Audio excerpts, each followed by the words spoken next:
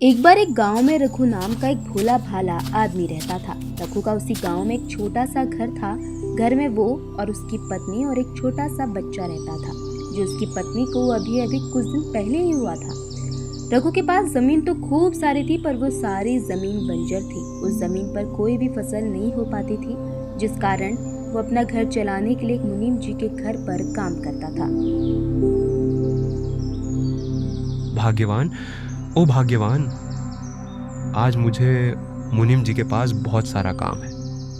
आज मुनीम जी का अनाज बाहर शहर बिकने जाएगा, तो मैं आज खाना खाने नहीं आ पाऊंगा।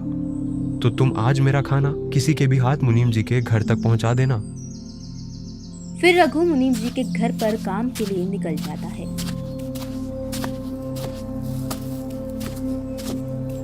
आज तो कोई नजर नहीं आ रहा है जिसके हाथ में ये खाना पहुंचा सकूं। लगता है कि आज मुझे ही खाना देने जाना होगा। रघु की पत्नी रघु को खाना देने के लिए मुनीम जी के घर के लिए निकल जाती है, मगर रास्ते में उसे एक सांप काट लेता है। अरे, ये किसने काट लिया मुझे?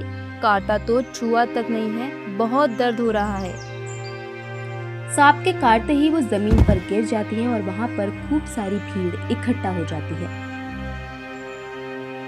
रघु, अभी अभी गांव से खबर आ रही है कि तुम्हारी पत्नी को एक सांप ने काट लिया है। तुम्हें तुरंत ही उसके पास जाना होगा। रघु चौंक जाता है और रघु वहां से तुरंत ही निकल जाता है, मगर रघु की पत्नी नहीं बच पाती। सब खत्म हो गया। तुम मुझे और अपने इस बच्चे को अकेला ही छोड़ गई। अब इस बच्चे को मैं कैसे पालूंगा? इससे बढ़िया तो मैं भी मर जाता। अपनी पत्नी के गुजर जाने के दुख में रघु खूब दुखी हो रहा था। कुछ सालों बाद रघु के जीवन में खुशी का माहौल बनता है और उसका बेटा सोहन अब तक खूब बड़ा हो चुका था और उसकी बिजली विभाग में सरकारी नौकरी लग चुकी थी।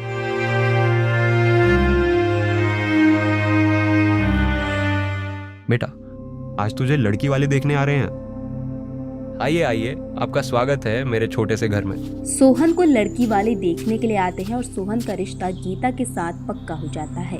फिर रघु अपने बेटे की शादी बड़े ही धूमधाम से करवाता है।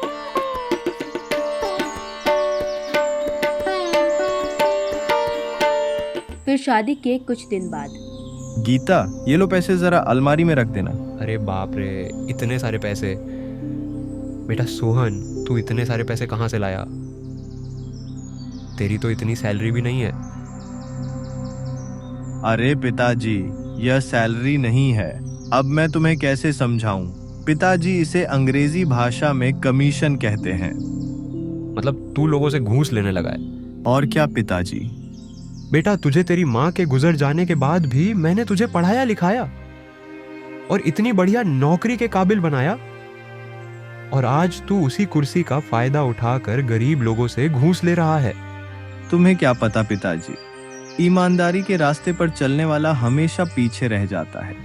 आजकल जो ईमानदारी के रास्ते पर चलता है वह हमेशा पीछे ही रह जाता है। ईमानदारी पर चलेंगे तो धीरे धीरे आगे बढ़ेंगे।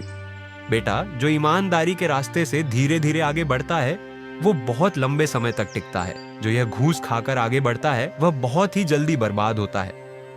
और आगे तेरी मर्जी। और रघु इतना कहकर अपने घर से निकल जाता है।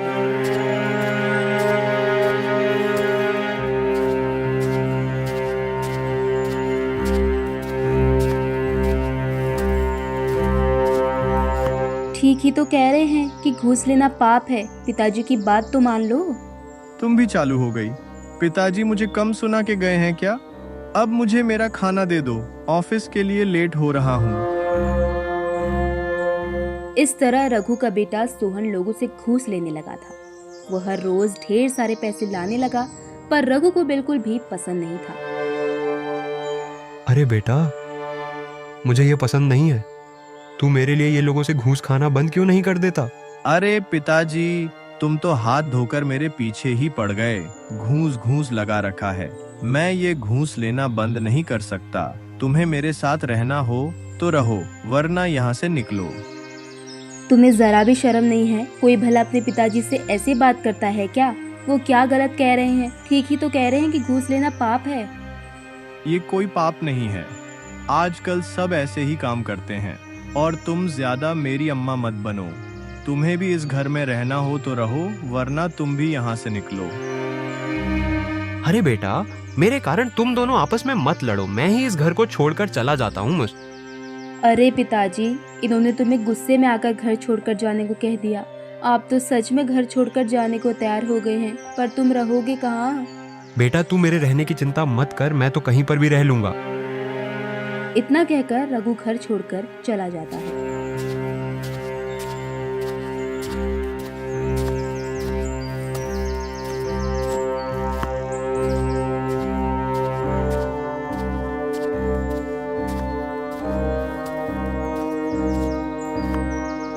अरे तुम कैसे बेटे हो जो अपने पिता को घर छोड़कर जाने के लिए एक बार भी नहीं रोका। रघु अपना घर छोड़कर मुनीम जी के घर पर जाता है। क्या हुआ रघु? आज तो तुम समय से पहले काम पर आ गए। और रघु मुनीम जी को अपने बेटे की सारी बात बता देता है। अरे बाप रे, तुम्हारे बेटे ने तुम्हें घर से निकाल दिया। ये तो उसने बहुत गलत किया रघु, तुम चिंता मत करो। आज से तुम मेरे साथ मेरी हवेली में रह लेना। ही मुनीम जी, मैं तो मेरे खेत में ही रह लूंगा। रघु, तुम वहां पर कैसे रह पाओगे? मुनीम जी, मैं वहां आराम से रह लूंगा।